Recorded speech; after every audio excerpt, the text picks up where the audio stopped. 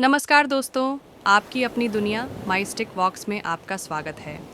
आज हम लाए हैं एक ऐसी कहानी जिसने न सिर्फ एक इंसान की ज़िंदगी बदली, बल्कि एक पूरे देश की किस्मत पलट दी।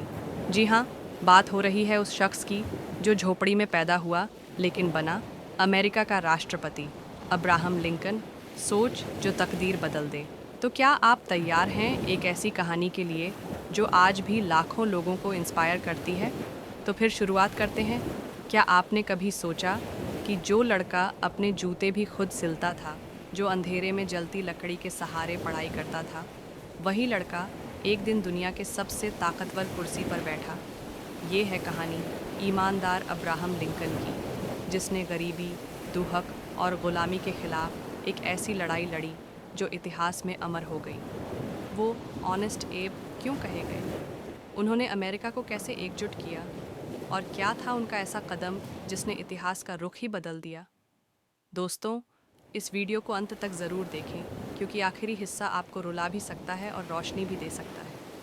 तो चलिए, चलते हैं उस सफ़र पर, जहाँ संघर्ष है, सपने हैं और एक नई सोच की ताकत। चलिए अब आगे बढ़ते हैं और झांकते हैं उस बचपन में जहाँ से शुरू हुआ अब्राहम लिंकन का सफ़र। 12 फरवरी 1809, अमेरिका के केंटकी राज्य का एक दूर दराज गांव। ठंडी हवाओं में कांपती एक पुरानी लकड़ी की झोपड़ी। वहीं हुआ था एक बच्चे का जन्म, अब्राहम लिंकन। किसे पता था कि ये बच्चा एक दिन दुनिया के सबसे ताकतवर देश का राष्ट्रपति बनेगा? उनके पिता थॉमस लिंकन एक साधारण किसान थे। घर में न ढंग का फर्श था, न बिजली और न ही किताबें। गरीबी उनके जीवन का हिस्सा थी। कई बार खाना भी पूरा नहीं होता था और सर्दियों में कपड़े इतना नहीं कि शरीर को ढक सके। जब लिंकन सिर्फ 9 साल के थे, उनकी माँ नैन्सी एक बीमारी की वजह से चल बसीं।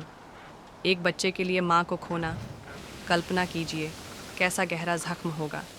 लेकिन जिंदगी रुकी नहीं। कुछ समय बाद उनके पिता ने सारा नाम की महिला से शादी की।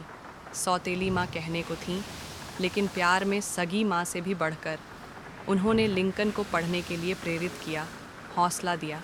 हालांकि स्कूल सिर्फ 1 साल ही जा सके, लेकिन पढ़ाई का जुनून ऐसा कि कोई उन्हें रोक नहीं पाया। वे पड़ोसियों से किताबें उधार लेते और रात को मोमबत्ती की रोशनी में बैठकर पढ़ते रहते, शांत, एकटक, डूबे हुए। उन्होंने बाइबल, शेक्सपियर और इतिहास की किताबों को अपना दोस्त बना लिया। हर पन्ना उन्हें एक नई दुनिया में ले जाता। हर कहानी में उन्हें खुद की झलक दिखती। सोचिए, न सुविधा, न स्कूल, फिर भी सीखने की आग दिल में जलती रही। क्या आज के समय में हम इतना समर्पण दिखा सकते हैं? अब आगे देखिए, कैसे यह गरीब बच्चा बना आत्मनिर्भर और फिर एक राष्ट्र का नेता। कहानी यहीं ख़त्म नहीं होती। असली संघर्ष तो अब शुरू होता। बचपन की चुनौतियों के बाद अब लिंकन का जीवन एक नए मोड़ पर आता है। मेहनत, संघर्ष और ईमानदारी के रास्ते पर। लिंकन का किशोर जीवन पूरा मेहनत से भरा हुआ था। सुबह खेतों में हल चलाना, दिन में लकड़ियां काटना और जब ज़रूरत पड़ी तो नदी में नाव चलाना, कोई काम छोटा नहीं समझा। जब वे 19 साल के हुए तो उन्हें एक नाव पर काम मिला, जहां उन्हें न्यू ऑरलीन्स तक सामान लेकर जाना था। वहीं उन्होंने पहली बार देखा गुलामी का कड़वा सच। इंसानों को जंजीरों में जकड़ा हुआ, नीलामी में बेचा जा रहा था, मानो कोई चीज़ हो। ये मंजर उनके दिल को हिला गया। यही वो पल था जिसने उनके अंदर न्याय और समानता की चिंगारी जलाई। बाद में जब वे इलिनॉय पहुंचे तो एक छोटी सी दुकान में नौकरी शुरू की। यहाँ से शुरू हुई उनकी ईमानदारी की कहानी, जो आज भी मिसाल मानी जाती है। एक बार उन्होंने गलती से एक ग्राहक से 6 पैसे ज़्यादा ले लिए। ज़रा सोचिए कितनों को फ़र्क पड़ता। लेकिन लिंकन ने रात को मीलों पैदल चलकर वो पैसे लौटाए। लोग उन्हें कहने लगे, हॉर्न्स अबे, ईमानदार अबे। और सच में उनका हर कदम, हर फैसला सच और इंसानियत के उसूलों पर टिका था। अब पढ़ाई की बात करें तो लिंकन ने कभी कॉलेज नहीं देखा, लेकिन फिर भी खुद से कानून की किताबें पढ़ीं, समझीं और 1936 में बन गए वकील। उनके केसों में नाटकीयता नहीं, बस सच्चाई, तर्क और सीधा संवाद होता था। अब सोचिए, क्या आज के दौर में भी ऐसी ईमानदारी और मेहनत देखने को मिलती है? अब जानते हैं कैसे ये सच्चाई और संघर्ष उन्हें राजनीति की दुनिया तक लेकर गया। जहां उन्होंने इतिहास रच दिया। राजनीति में पहला कदम 1834 में सिर्फ 25 साल की उम्र में लिंकन को इलिनॉय की विधानसभा का सदस्य चुना गया। वो साधारण कपड़े पहनते थे, लेकिन उनके विचार असाधारण थे। लिंकन शुरू से ही गुलामी के सख्त खिलाफ थे। उस समय अमेरिका दो हिस्सों में बंटा था, दक्षिणी राज्य जो गुलामी को ज़रूरी मानते थे और उत्तरी राज्य जो इसके खिलाफ खड़े थे। लिंकन का मानना था गुलामी इंसानियत के खिलाफ है। उन्होंने लोगों को छोटे छोटे भाषणों के जरिए जागरूक करना शुरू किया। धीरे धीरे उनकी आवाज़ एक आंदोलन बन गई। 1846 में लिंकन को अमेरिका की संसद यानी हाउस ऑफ रिप्रेजेंटेटिव्स के लिए चुना गया। यहाँ उन्होंने एक बड़ा फैसला लिया, मैक्सिकन अमेरिकन वॉर का खुलकर विरोध किया। इस फैसले की काफ़ी आलोचना हुई, लेकिन लिंकन ने कभी सच बोलने से डर नहीं दिखाया। 1954 में उन्होंने एक नई पार्टी ज्वाइन की, रिपब्लिकन पार्टी, जो गुलामी के खिलाफ थी। लिंकन का संघर्ष अब और बड़ा हो गया था। क्या इतनी हिम्मत और सच्चाई उन्हें देश का नेता बना सकती है? अब आगे एक ऐसा पल आने वाला है, एक बहस जिसने लिंकन को अमेरिका का असली चेहरा बना दिया। 1858 का साल था। लिंकन ने अमेरिका के एक जाने माने नेता स्टीफन डगलस के खिलाफ सेनेट का चुनाव लड़ा। डगलस गुलामी के पक्ष में थे और लिंकन पूरी तरह खिलाफ। इस चुनाव में 7 ऐतिहासिक बहसें हुईं, जिन्हें आज हम कहते हैं लिंकन डगलस बहसें। इन बहसों को सुनने के लिए हजारों लोग जमा होते थे। लिंकन ने एक लाइन कही जो आज भी दुनिया में गूंजती है, एक घर जो खुद के खिलाफ है वह खड़ा नहीं हो सकता, एक बंटा हुआ घर टिक नहीं सकता। उनका साफ कहना था, गुलामी या तो पूरी तरह खत्म होगी या फिर पूरे देश को बांट देगी। लिंकन की बातों में न दिखावा था, न भाषणबाजी, बस सच्चाई और तर्क। लोगों ने खड़े होकर तालियां बजाईं, अखबारों ने उन्हें हर कोने तक पहुंचा दिया। और फिर क्या हुआ? लिंकन चुनाव हार गए। हाँ, हार गए, लेकिन ये हार उनकी सबसे बड़ी जीत बन गई। क्यों? क्योंकि अब लिंकन सिर्फ इलिनॉइस के नहीं, बल्कि पूरे अमेरिका के नेता बन चुके थे। कभी आपने भी कोई हार झेली है तो याद रखिए, सच्चाई और संकल्प कभी हारते नहीं। लिंकन की हार ने उनके लिए राष्ट्रपति बनने का रास्ता खोल दिया। और अब आगे की कहानी में वो मोड़ है जहां लिंकन ने इतिहास रच दिया। बने रहिए, क्योंकि असली बदलाव तो अब शुरू होता है।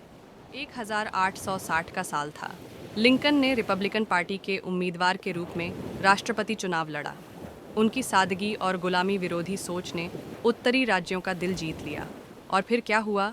लिंकन अमेरिका के 16वें राष्ट्रपति बन गए। लेकिन उनके चुनाव ने दक्षिणी राज्यों को चौंका दिया। उन्हें डर था कि अब लिंकन गुलामी खत्म कर देंगे। नतीजा क्या हुआ? 11 दक्षिणी राज्यों ने मिलकर कॉन्फेडरेट स्टेट्स ऑफ अमेरिका बना लिया और यूनियन से अलग हो गए।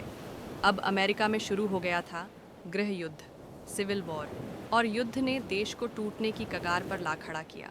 लिंकन ने साफ कहा, मेरा लक्ष्य यूनियन को बचाना है। उन्होंने रात रात भर सैन्य रणनीतियों पर चर्चा की। कभी कभी खुद को कमरे में बंद कर लिया और सोचा, क्या मैं इस संकट से देश को बाहर निकाल पाऊंगा? लेकिन युद्ध के शुरुआती सालों में यूनियन को कई हार मिली। बड़े दबाव में लिंकन अकेले में चिंतित होते, लेकिन उनकी हिम्मत कभी नहीं टूटी। क्या लिंकन इस भारी संकट से देश को बाहर निकाल पाएंगे? बने रहिए, क्योंकि आने वाली कहानी आपका दिल छू लेगी। साल था 1863 में गेटिसबर्ग की लड़ाई हुई, जहां हजारों सैनिकों की जानें चली गईं। यह गृह युद्ध की सबसे खून खराबे वाली लड़ाई थी। सिर्फ कुछ समय बाद लिंकन को वहां स्मारक समारोह में बोलने के लिए आमंत्रित किया गया। 19 नवंबर 1963 को उन्होंने सिर्फ 2 मिनट का भाषण दिया, लेकिन वो शब्द अमर हो गए। लिंकन ने कहा, जनता का, जनता द्वारा, जनता के लिए शासन कभी नष्ट नहीं होगा। ये सिर्फ युद्ध के बारे में नहीं था, बल्कि यह था लोकतंत्र की ताकत के बारे में। उनकी ये बात सैनिकों और आम लोगों में नई उम्मीद लेकर आई। लिंकन ने 272 शब्दों में पूरी दुनिया को प्रेरित कर दिया। क्या आपने कभी ऐसे शब्द सुने हैं जो इतिहास बदल दें? ये भाषण आज भी स्कूलों में पढ़ाया जाता है, क्योंकि यह सिर्फ एक भाषण नहीं, लोकतंत्र के लिए एक अमिट आवाज़ है। 1863 में लिंकन ने एमेंसिपेशन प्रोक्लेमेशन पर हस्ताक्षर किए। इससे कॉन्फेडरेट स्टेट्स के गुलामों को स्वतंत्र घोषित किया गया। हालांकि यह पूरी तरह से गुलामी का अंत नहीं था, लेकिन युद्ध का मकसद बदल चुका था। अब यह सिर्फ यूनियन को बचाने की लड़ाई नहीं थी, बल्कि यह आज़ादी और इंसानियत की जंग बन चुकी थी।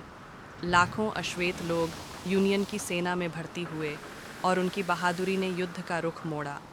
1965 में 13वीं संशोधन ने अमेरिका में गुलामी को हमेशा के लिए ख़त्म कर दिया। लिंकन का यह फैसला न केवल अमेरिका में बल्कि दुनिया भर में मानवाधिकार की मिसाल बन गया। लेकिन क्या युद्ध यहीं ख़त्म हुआ, या लिंकन को और भी चुनौतियों का सामना करना पड़ा? लिंकन की पत्नी मेरी टॉड एक अनोखी शख्सियत थीं। वह केंटकी के एक अमीर परिवार से थीं, पढ़ी लिखी और राजनीति में गहरी रुचि रखती थीं। 1839 में उनकी लिंकन से मुलाकात हुई और 1842 में दोनों ने शादी की। मेरी ने लिंकन को राजनीतिक सलाह दी और हमेशा उनका हौसला बढ़ाया, लेकिन उनका गुस्सैल स्वभाव और खर्चीली आदतें अक्सर चर्चा का विषय बनती थीं। व्हाइट हाउस में उन्होंने महंगे फर्नीचर और कपड़ों पर लाखों खर्च किए। उनके 4 बेटे थे, रॉबर्ट, एडवर्ड, विली और टैड। लेकिन दुख की बात यह थी कि एडवर्ड और विली की कम उम्र में मौत हो गई। विली की 1862 में मौत ने मेरी को मानसिक रूप से तोड़ दिया। वह अक्सर अकेले में रोती रहती थीं। लिंकन की हत्या के बाद मेरी का जीवन अकेलेपन और मानसिक बीमारी के साए में बीता। क्या मेरी की कहानी हमें इंसानी कमजोरियों के बारे में सिखाती है? यह कहानी हमें यह समझाती है कि शक्ति और सम्मान के बावजूद किसी के जीवन में दर्द और कमजोरी हो सकती है। अप्रैल 1865 में गृह युद्ध खत्म हुआ। लिंकन ने यूनियन को बचा लिया और गुलामी को हमेशा के लिए खत्म कर दिया। लेकिन 14 अप्रैल 1865 को फोर्ड्स थिएटर में एक भयानक घटना घटी। जॉन विल्क्स बूथ, एक कन्फेडरेट समर्थक, ने लिंकन को सिर में गोली मार दी। अगले दिन 15 अप्रैल को लिंकन की मौत हो गई। वह सिर्फ 56 साल के थे। पूरा देश शोक में डूब गया। लोग सड़कों पर रोते हुए उनके अंतिम संस्कार में शामिल हुए। उनका शव ट्रेन से कई शहरों में ले जाया गया, जहां लाखों लोगों ने उन्हें श्रद्धांजलि दी। लिंकन की मौत ने अमेरिका को एकजुट होने की प्रेरणा दी। क्या एक इंसान की मौत इतना बड़ा बदलाव ला सकती है? लिंकन की हत्या न केवल एक महान नेता की खोई हुई थी, बल्कि देश के भविष्य का दिशा बदलने का भी प्रतीक थी। आज अब्राहम लिंकन को अमेरिका का सबसे महान राष्ट्रपति माना जाता है, लेकिन उनका प्रभाव सिर्फ अमेरिका तक सीमित नहीं रहा। उनकी नेतृत्व शैली, ईमानदारी और न्याय के लिए अडिग खड़े रहने की मिसाल आज भी दुनिया भर के नेताओं और आंदोलनों को प्रेरित करती है। इंडिया से लेकर साउथ अफ्रीका तक, जहां भी न्याय और आज़ादी की बात होती है, लिंकन की सोच और उनके शब्द याद किए जाते हैं। जनता का, जनता द्वारा, जनता के लिए शासन। ये सिर्फ एक भाषण नहीं था, ये लोकतंत्र की परिभाषा बन गया। वॉशिंगटन डीसी का लिंकन मेमोरियल हर साल लाखों लोगों को सपने देखने और लड़ने की प्रेरणा देता है। उन्होंने हमें सिखाया कि गरीबी, हार या मुश्किलें आपकी मंजिल नहीं रोक सकती। लिंकन की कहानी हर उस इंसान के लिए है जो असफलताओं से लड़कर कुछ बड़ा करने का सपना देखता है। आपको लिंकन की ज़िंदगी का कौन सा हिस्सा सबसे ज़्यादा प्रेरित करता है? हमें कमेंट में ज़रूर बताएं। अब्राहम लिंकन का जीवन हमें सिखाता है कि अगर इरादे नेक हों और हौसले बुलंद, तो कोई भी सपना हकीकत बन सकता है। वो कोई राजघराने से नहीं थे, ना ही अमीरी उनके पास थी, लेकिन उनके पास था सच बोलने का साहस और न्याय के लिए खड़े होने का हौसला। उन्होंने दिखाया कि एक आम इंसान भी दुनिया बदल सकता है। अगर इस कहानी ने आपके दिल को छुआ, तो एक लाइक ज़रूर दीजिए और इस वीडियो को उन सब के साथ शेयर करें जो ज़िंदगी में कुछ बड़ा करना चाहते हैं। हमारे चैनल को सब्सक्राइब करें और घंटी बजाएं ताकि कोई प्रेरणादायक कहानी मिस ना हो। अब आपकी बारी है, कमेंट में बताएं लिंकन की कौन सी बात आपको सबसे ज़्यादा प्रेरित करती है। अगली वीडियो में मिलते हैं, तब तक प्रेरणा लेते रहें और अपने सपनों के लिए डटे रहें।